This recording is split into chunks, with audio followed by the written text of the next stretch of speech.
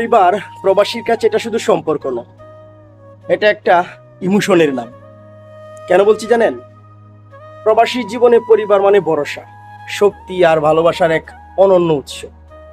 অচেনা দেশে দাঁড়িয়ে যখন একাকিত্ব ঘিরে ধরে, তখন পরিবারের কথাই সর্বপ্রথম মনে পড়ে।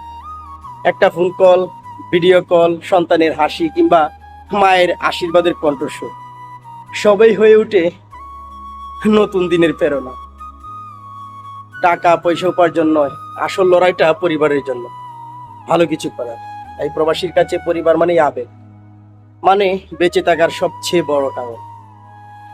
একজন প্রবাসীর কাছে পরিবার যে কতটুকু গুরুত্বপূর্ণ সেটা দেশ, একজন প্রবাসী যখন দেশ ছাড়ে তখনই বোঝা যায়। তখন কিন্তু সে নিজের জন্য না, নিজের জন্য তো আছেই, কিন্তু 80% এই পরিবারের জন্য সে দেশ ছাড়ে।